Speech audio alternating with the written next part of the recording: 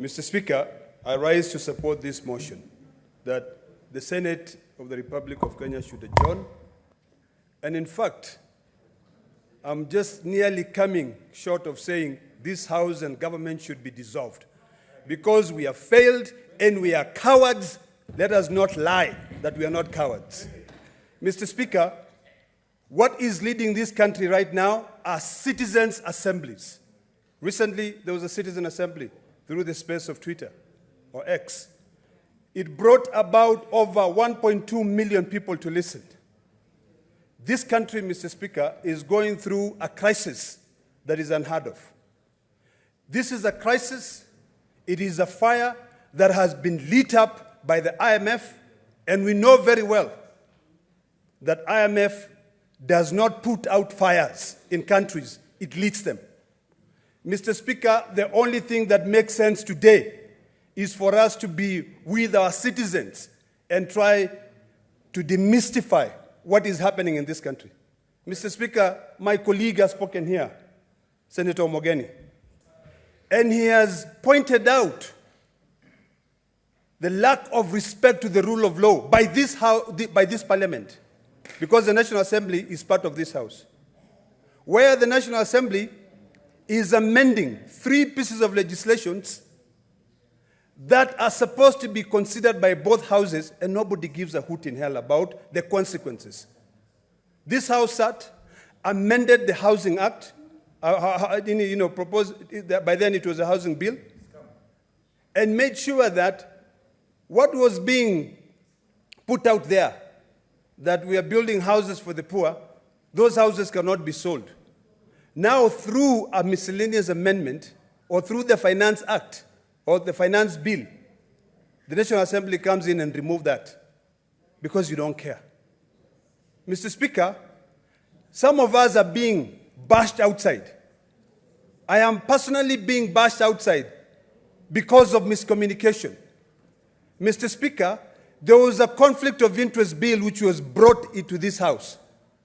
That conflict of interest bill, my colleague and I, Senator Omogeni, sat down and looked at all the provisions that were being proposed in that conflict of interest bill, which was sponsored by the IMF and a corrupt Ethics and Anti-Corruption Commission of this country. Because, Mr. Speaker, there is no body which is corrupt more than ESCC. ESCC now wanted to be put in as the body that goes out there and look for conflict of interest instead of the body that goes out there and fight corruption. Mr. Speaker, very shortly, the conflict of interest bill was prepared. It was tabled on the National Assembly by the majority leader, Kimani Ichung'wah. And in that conflict of interest bill, it was proposing to amend the following acts which exist: the Leadership and Integrity Act, Ethics and Anti-Corruption Act, Anti-Corruption and Economic Crimes Act, Public Procurement and Asset Disposal Act. And Mr. Speaker, as part of those provisions that we amended in this House, and 80% of those amendments were actually brought by my colleague. He was attending court in Narok on that day, so I read on his behalf.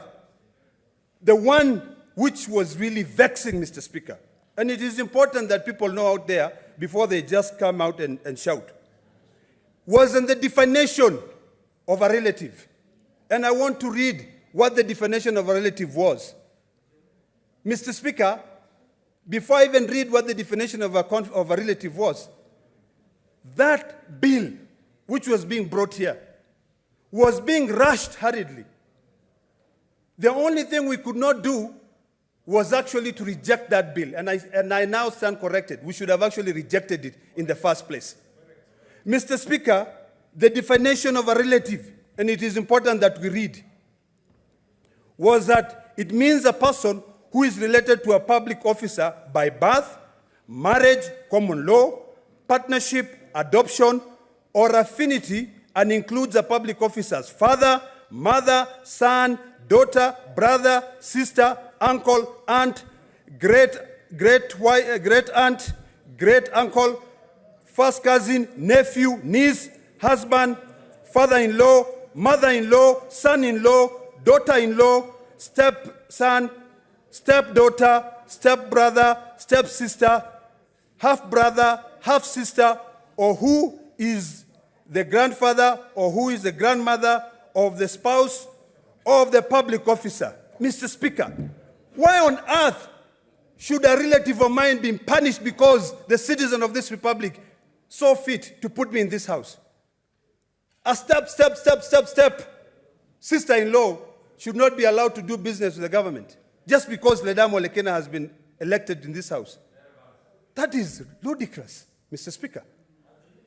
Mr. Speaker, you know, when you think about it, and it is important that people read, because right now the anti-corruption is sponsoring,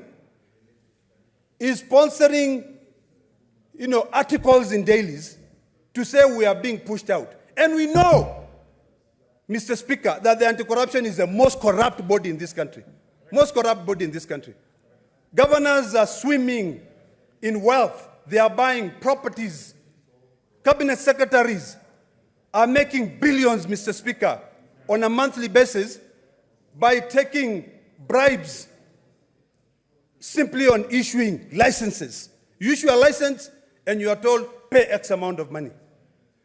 Mr. Speaker, let us call a spade a spade. We have failed as this country. Mr. Speaker, 3 a.m. in the morning, I couldn't sleep. I was asking myself, how powerful can a person be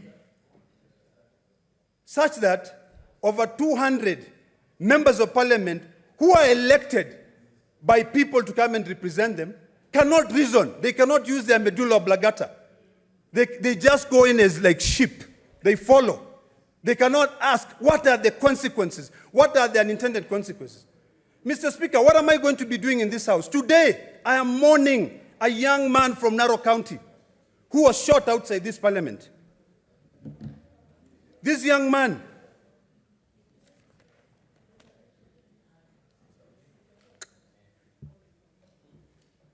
I'll just remember his name, is from a family of the Shieni in Lolonga. I want to go and mourn with him.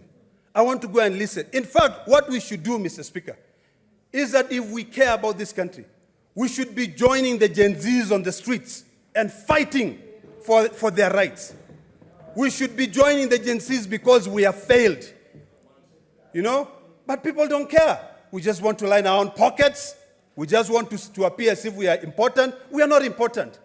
Those people are the ones who have made us important, Mr. Speaker. Mr. Speaker, history has great men and women who non-violently walked across.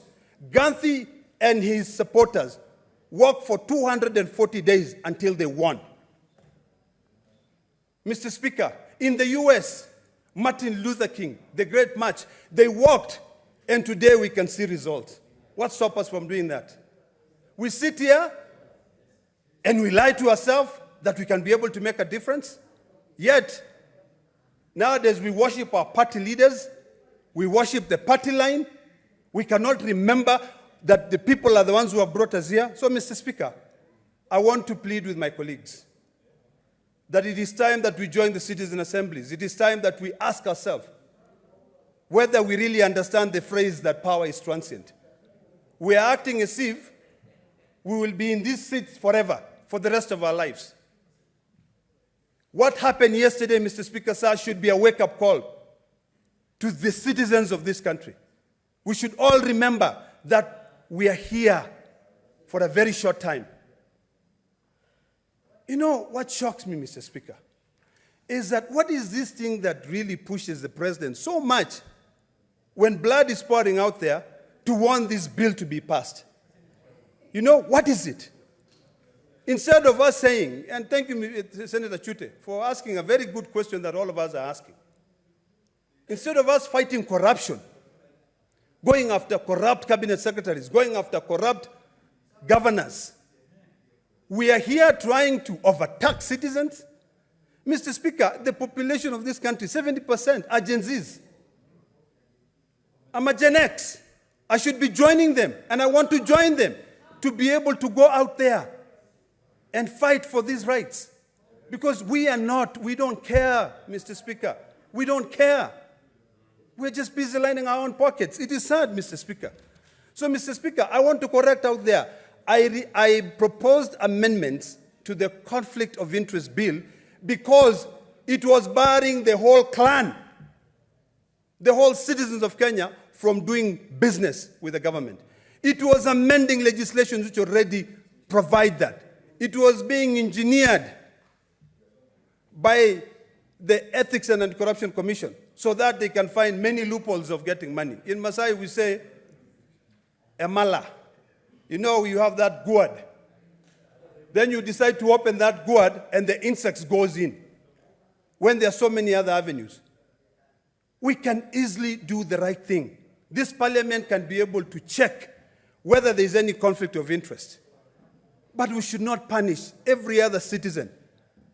A step sister-in-law from doing business with the government. Yet, maybe they are doing business with government before I come. So, Mr. Speaker, as I conclude, the family of a young man, Eric Ayunishini, my prayers are with you. The family of all the departed Gen Zs, your life will not go out in vain. Mr. Speaker, the statements which are being propelled out there to feed certain interests are further from the truth.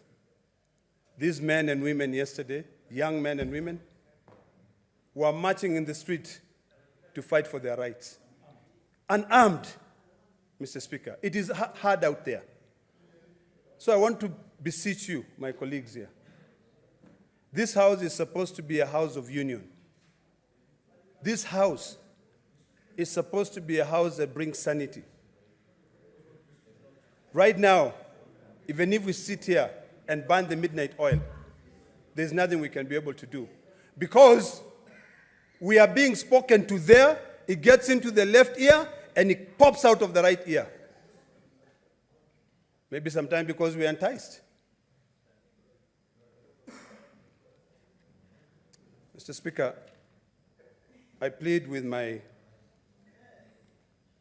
colleagues here that right now, every one of us seated here should search deeply within his soul. Search deeply. Why are you seated where you are, Senator Lelekwe? Why are you seated where you are, Mofaya? You're seated there because, not because you fell from heaven like manna. It is because the citizen of the Rakanidhi brought you here. And you have to listen to them. So, Mr. Speaker, we have two choices, and only two choices in this country right now, is to wake up and smell the coffee and know that shit has already hit the fan. Or we resign. All of us go home, we dissolve the government, new elections are held. Let people who care about the fiduciary responsibility of this country come back here. So, Mr. Speaker, we have failed and we have got no business being here. Okay? We have got no business being here. So, Mr. Speaker, I rest my case. But I support the motion.